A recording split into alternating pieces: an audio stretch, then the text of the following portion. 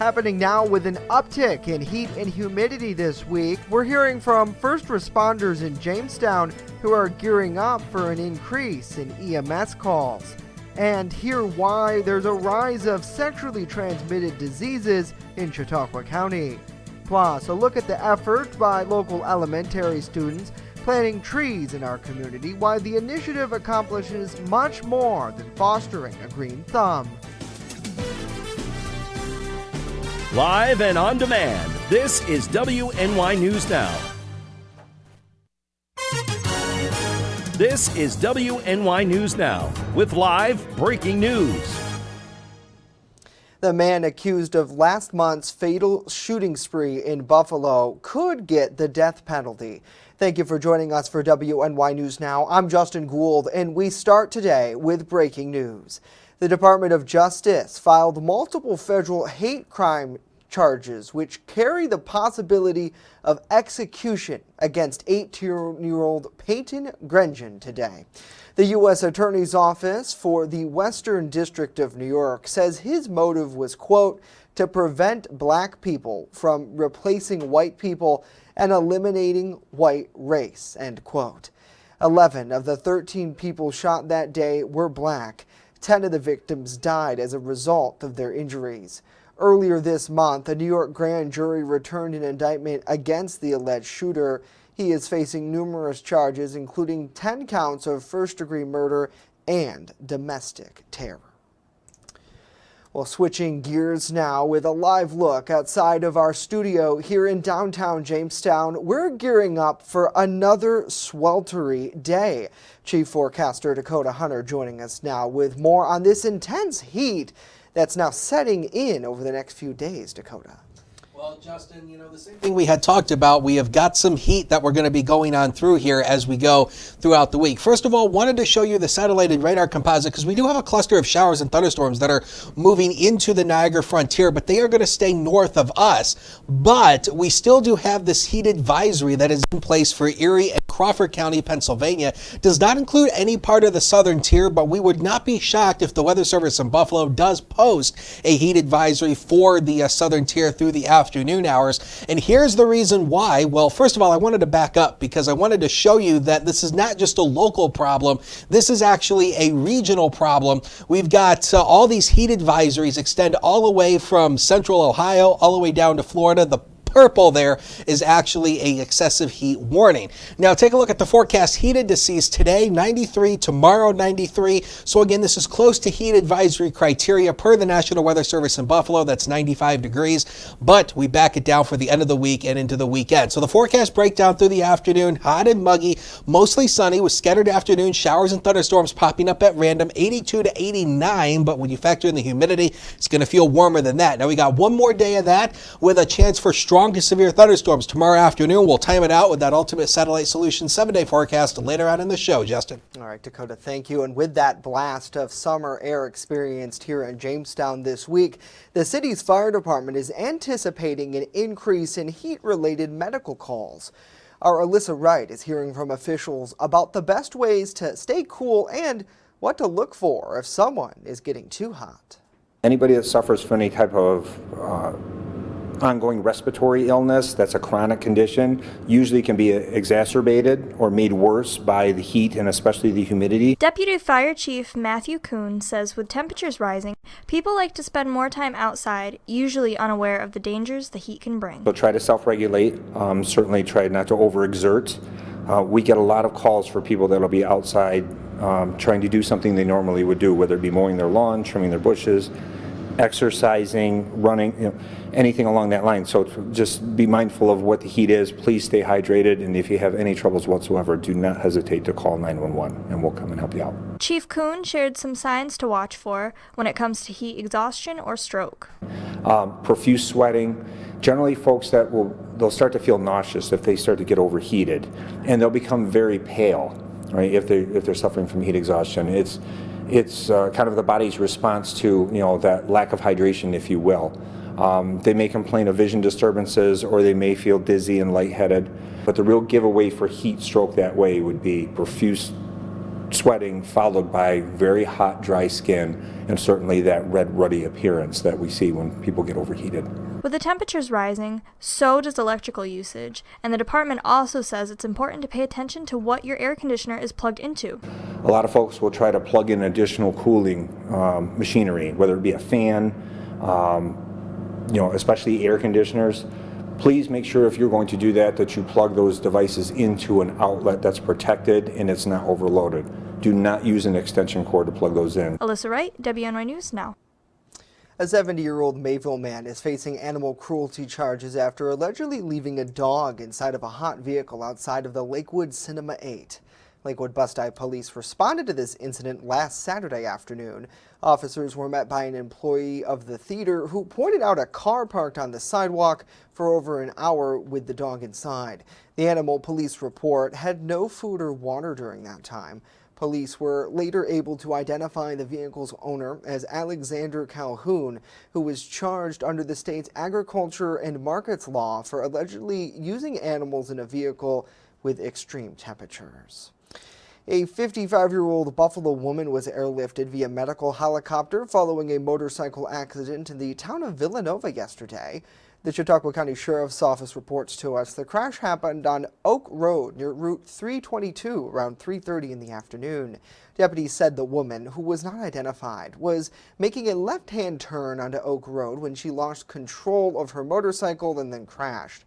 She was treated at the scene for non-life-threatening injuries by the South Dayton EMS crew and the county medical fly car before she was flown via Mercy flight to ECMC for treatment. No charges are expected as a result of this investigation. And new today, the Chautauqua County Department of Health has announced that sexually transmitted infections are on the rise here locally, with gonorrhea rates of particular concern. Gonorrhea is a common STD that can infect both males and females. It's very common in bacterial infections and can be treated with the right medication. Officials say from January through April of this year, there were 96 reported cases of gonorrhea in Chautauqua County. This figure is 2.4 times greater than the 40 infections reported in 2019, and the numbers grew progressively higher with each year. If left untreated, gonorrhea can cause very serious and permanent health problems. During the first 4 months of this year, gonorrhea was most common in people ages 20 to 39. 68% of all reported infections and cases were reported in 58% of females and 68% of males. Now, county leaders say those who need to get tested can visit the Chautauqua Center, which has locations both here in Jamestown and Dunkirk, or Evergreen Health in Jamestown. And New York State Senator George Borrello was in northern Chautauqua County yesterday, hearing directly from his constituents during a town hall-style meeting. Borrello was joined by State Assemblyman Andy Goodell and other local leaders at the Kiatsu Polish Club in the city of Dunkirk for this. The Chautauqua County Republican reflected on the recent legislative session in Albany, as well as issues currently facing us locally. Much of the time was spent answering questions from constituents, with topics ranging from bail reform, poverty, the recent Brooks Hospital relocation as well. Perhaps the most agreed upon subject here, though, was the proposed Lake Erie wind farm project. Borrello voicing his opposition to the plan after he was asked about it by a resident. I don't care if you're Democrat, Republican, liberal, or conservative, this is not the place to do it. And it's never been done in a source of drinking water, fresh water, anywhere in the world. I don't want to be the guinea pig for that. Not here, not now. We're going to stop it from happening. The senator also spent a large portion of that meeting discussing the recent shootings in Buffalo and Uvalde, Texas, at which point he faced some criticism for expressing his opinion towards stricter gun laws, instead of stressing the importance of mental health. As WNY News Now continues, we're tracking down drivers who are looking for financial relief at the pumps in our region. And later, a look at the effort by local elementary schools here in Jamestown planting trees in our community, why this initiative accomplishes much more than fostering a green thumb. Stay with us. WNY News Now. We'll be right back.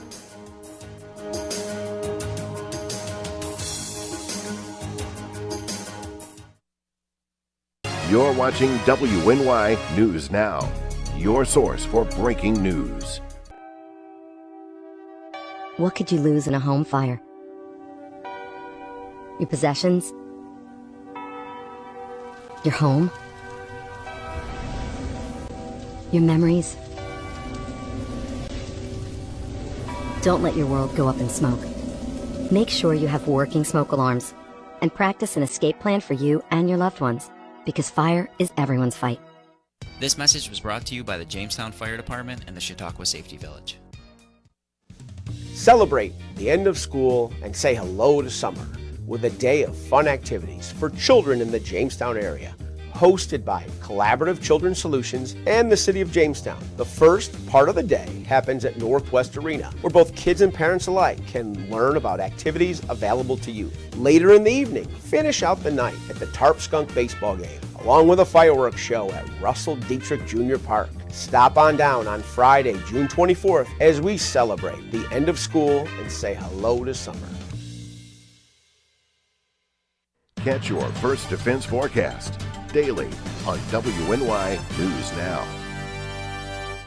EagleZip.com is your local one-stop shop for all of your home and business computer needs. Located on Fluvan Avenue Extension, just outside of Jamestown, EagleZip.com sells and services all brands of desktops and laptops, as well as servers and network equipment for your business. All new computer sales include transferring your data from your old computer, plus a 2-year warranty. Call EagleZip.com today. Stop by EagleZip.com today and let us make computers easy for you.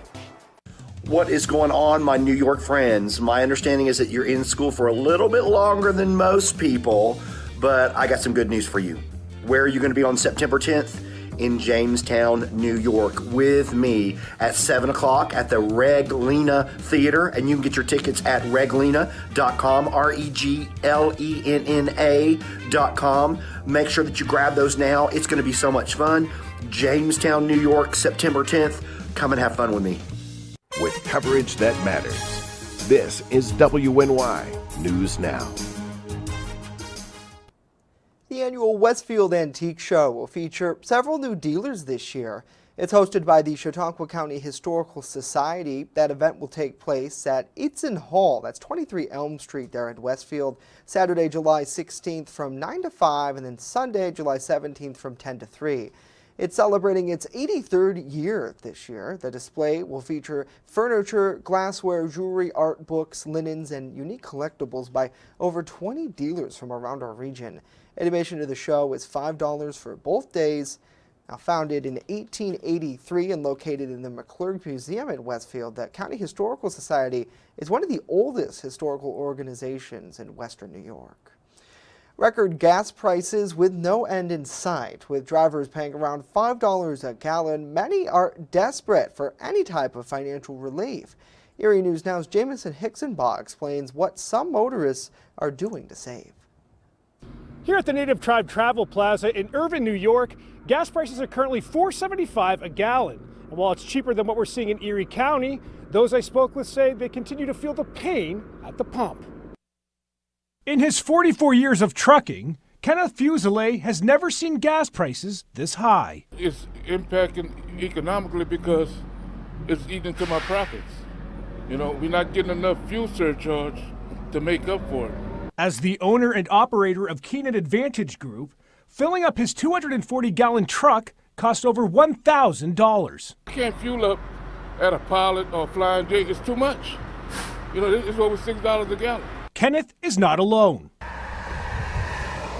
Keith Michaels of Angola, New York, also fuels up at places with cheaper gas like the Native Pride Travel Plaza. You have to spend more on fuel. It's such a basic expense that it robs from any of the other quality of life that we had going for us in this miserable economy.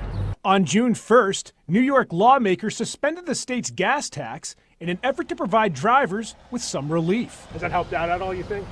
No, I really don't. Didn't really see it. It was a few cents lower for a few days, and it's right back up. I just hope they do something about the fuel prices, because it's going to run a lot of people out of the trucking business. The gas tax suspension remains in effect until December 31st, but motorists I spoke with say more needs to be done to help out motorists who are struggling to keep gas in their tank. For the Economic Hardship Reporting Project, Jameson Hicksonbaugh, Erie News Now. A government advisory panel has endorsed a second brand of the COVID-19 vaccine for school-age children and teens. The Food and Drug Administration's outside experts voted unanimously yesterday that Moderna's vaccine is safe and effective enough to give to kids 6 to 17. Now, if the FDA were to agree, it would become the second option for those children, joining Pfizer's vaccine. The same FDA expert panel will meet today to consider tot-sized shots for Moderna and Pfizer for the littlest kids, those under 5. Moderna's COVID-19 vaccine has long been available for adults here in the U.S. and elsewhere, and more than 3 dozen countries offer it to older children too. If the FDA authorizes Moderna's vaccines for teens and younger children, the CDC will next decide whether to formally recommend them.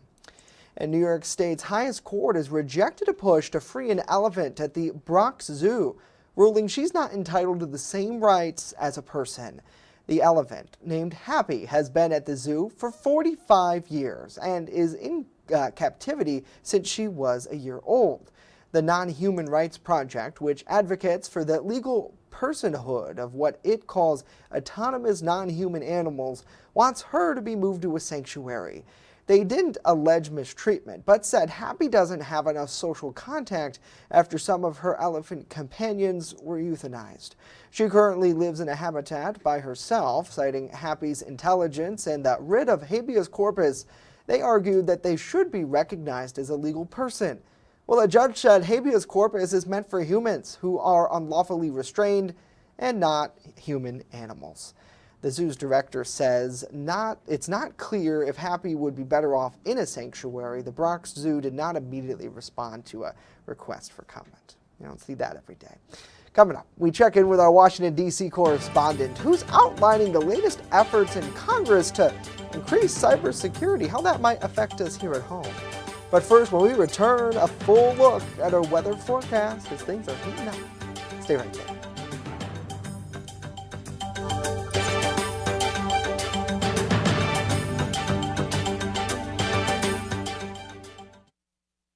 You're watching WNY News Now, where coverage comes first.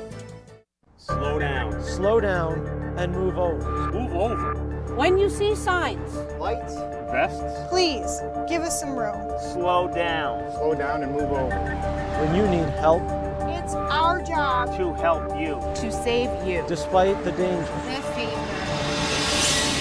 This danger is real. Do your part. Please Slow down. Slow down. And move over. move over. I'm a survivor. I'm a survivor. I'm a survivor.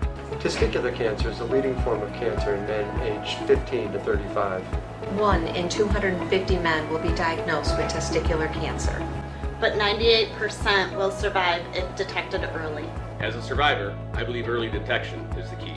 Learn how to do a testicular self-exam and other important facts about testicular cancer at oneball4tc.com. You're watching WNY News Now, your source for breaking news. Fast, accurate, and everyday. First Defense Weather. Welcome back, everybody. Wanted to give you a live look from the Mayville Skycam, and it's a pretty nice day out there, all things considered. We have some pretty nice sunshine out there for the early afternoon, but in terms of the temperatures, yeah, it's warm out there. 82 here in town right now, 82 in Warren, also in Tidioute and Quarry. How about 86 in Erie and Dunkirk, 84 in Fredonia? Now, the temperature is only part of the story. When you factor in the humidity, this is what it feels like, or the heat index number. 87 degrees is what it feels like here in Jamestown right now. 81 in Warren. How about 92 in Erie, 88 in Fredonia, and in Dunkirk, 83 in Randolph. And these heat indices are going to continue to rise through the afternoon hours. So yeah, you need to make sure you have ways to stay cool, drink water, air conditioning, all that stuff. It's common sense.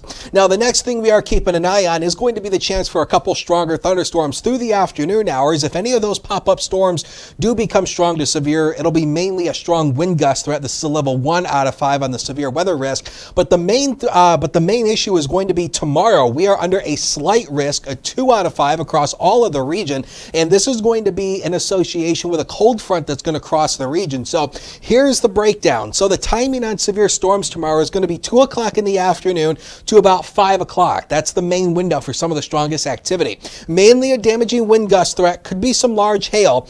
Notice what we wrote here. There is a low-end tornado threat. It's not zero, but there is a low-end threat, and we're going to show you on Future Scan why there is that small chance for at least a couple isolated tornadoes. Warm front pushing in, so that's surging in all that warm air, but that's our cold front back there that is going to be moving on in through the day tomorrow. So here's the newest runner Future Scan for today. Notice how we're going to be dealing with a couple of these pop-up showers and thunderstorms. Understand, this is a computer simulation, so the showers and thunderstorms may not pop up in this exact location, but where they do pop up, you could see a heavy downpour along with gusty winds. Tomorrow starts mainly dry. Here's the line of concern. The modeling is trying to show this as a squall line type of event, but notice how there's breaks in the squall line. This is what we have to keep an eye on, because if any one of these storms breaks out from ahead of this line, that is where we could be dealing with that tornado potential. Once the storms become cellular, they're not having to compete with the other storms, so therefore that could cause that low-end tornado potential. The storms race eastward through the afternoon hours, clears out for the overnight, and then Friday it turns much cooler and drier. You'll see it on the next 7 days, powered by Ultimate Satellite Solutions. So we're going to stay warm tomorrow with those severe storms. Some heat relief Friday, much cooler on Saturday. Juneteenth is looking fantastic, partly to mostly sunny, lower 70s. And we do bring in a chance for a couple scattered showers both Monday and Tuesday, with the heat returning by the middle of next week, Justin. Yeah, so definitely a good time right now. Make sure you have a way to get warnings, and of course we'll continue to follow this as it develops, and if need be, break into our programming. Dakota, thank you. Around the nation now, and the Biden administration takes pen to paper in an attempt to ease prices at the pump. In a letter sent to several oil refinery companies, President Biden called for an immediate action towards boosting supply. Biden wrote that the Russian invasion on Ukraine is the main factor for the historic hikes in gas prices across the U.S. He added that a major increase in refinery profit margins are hindering the actions of the White House, which they've taken to address the higher costs of fuel. Biden also said the federal government may be used to bolster refinery capacity and output. Energy Sector Secretary has been directed to make an emergency meeting on the matter. And Senator Pat Toomey, who has been one of the main negotiators in the proposed gun legislation, tells us that gun reform legislation is about making communities safer while keeping the rights of law-abiding Americans. Following the mass shooting in Buffalo and Uvalde, many gun right advocates want to ban assault rifles, something that is not part of this framework. The senator commented on that. As far as the assault weapon issue goes, look, there's something on the order of 20 million firearms that meet various definitions of assault weapons that are currently owned by millions of Americans. There aren't even 50 votes in the Senate. There isn't even unanimity among Democrats to ban this category of very, very widely owned and widely used firearms. So that buys them in. This proposal covers a lot of ground, like enhanced background checks and a waiting period for people younger than 21 years old who want to buy a gun, closing loopholes to convicted domestic abusers so they can't buy a gun, as well as providing new funding for mental health and school safety. Now, we asked the senator if his fellow Republican senators, outside of those who have already signed on to the proposal, are hesitant to vote for this. He says, well, he doesn't like to characterize what his colleagues are thinking. He's been in constant contact with them on this issue. And after years of bipartisan discussions, roundtables, and feedback, congressional members are looking to protect your data rights. Just last week, we aired a special report on this very issue, detailing how companies collect and track every move online, and they could use it against you. Our Washington, D.C. correspondent Rachel Knapp explains what this new proposal aims to do. In a congressional hearing, data privacy specialists and advocates outlined dangers a lack of consumer privacy rules and regulations pose, saying companies collect personal information on you from your internet browsing, purchasing history, and even location points, and can target you. Often these profiles are used to target people with ads that stalk them across the web. And in other cases, the profiles are fed into secret algorithms that are used to determine interest rates on mortgages and credit cards or deny jobs, depriving people of opportunities and perpetuating structural inequalities. Just last week, we aired special reports on the issue of data privacy, speaking with experts and congressional members on protecting your data. We as humans have a right to own our own data and information. And today, congressional members on both sides of the aisle want to move forward with the so-called American Data Privacy and Protection Act, which members on both sides have worked together on for years. They say the bill strikes a delicate balance of putting controlled data back into the hands of people while providing fair rules for businesses.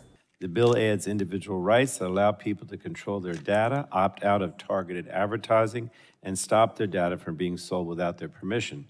Our draft would ban targeted advertising to children under the age of 17. This discussion draft imposes different obligations on different kinds of businesses to reflect their roles in the internet ecosystem. Steps are taken to limit the compliance burden on small and mid-sized businesses without sacrificing consumer protections.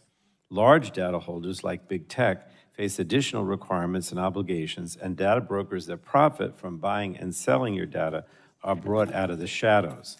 While this bill could go through more adjustments, they say it's a good first step in an area that needs more oversight. At the Capitol, Rachel Knapp reporting.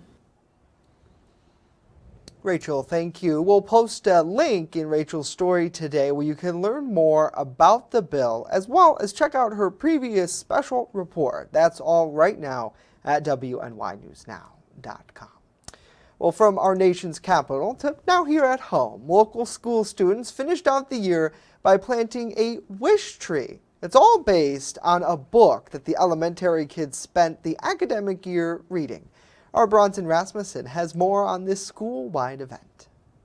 Lincoln Elementary School's principal Kate Russo says that the curriculum took place at every elementary school in the district, as well as a tree planting ceremony. Our district participated in one district, one book, so all 5 of our elementary schools read the same book, The Wishtree. The Wishtree focuses on a tree and how it interacts with the habitat around it, featuring plenty of lessons to take away, a point that Russo believes instills lessons upon all who read it, no matter their age. Just learning about trees and the habitat, the animals, but it also went into other topics like acceptance and tolerance of folks who might be different. And we really chose this book because it spanned so many interesting topics and it really appealed to kids of all ages. On Tuesday, students, alongside City Arborist Dan Stone, planted a red oak wish tree out in front of the school as a symbol of what they learned and a sense of pride. I like help to instill some community pride and ownership into the kids with it. They'll hopefully be able to bring their kids back and say, hey, I planted this tree, or maybe even their grandkids back and say, hey, I planted this tree. Maybe it'll start the conversation at home that, hey, can we have a tree in our yard? And trees are fantastic for what they provide for us in the environment. I think it's a great thing, and like I say, it gives his kids a sense of ownership and community pride. Reading the page-turner himself, Stone believes that the story benefits all who delve into the book. I thought it was a great book. I sat down after the Memorial Day parade in the shade of a tree and read the book and could have put it down. It was funny, it was inspiring, and it had a lot of lessons inside of it, so it was a really neat book. While the book taught children of all ages about the environment and acceptance, many school leaders believe in the power of reading and how it can change one's life. Bronson Rasmussen, WNY News Now.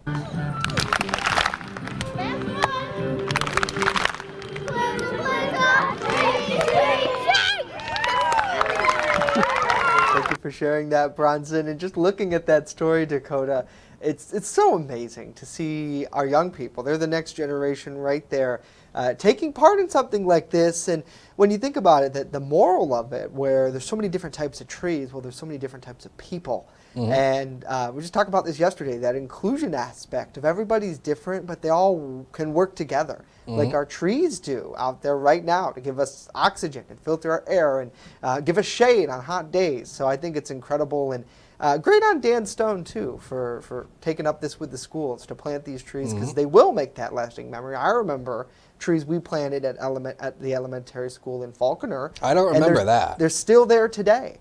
So it's really, really Now, great. we did in middle school, because I went to Washington, and I remember we planted one tree out in front of the building for something, and I don't remember what it was for, but I remember when they were building the auditorium, there was fear that the tree was going to be torn down, so they had to move the tree, but That's it's still great there. That it's still there, and really great way to celebrate our tree city status here in Jamestown. Speaking of more trees along 3rd Street, that's it for us. We'll see you back here tomorrow, live at noon. Have a wonderful day.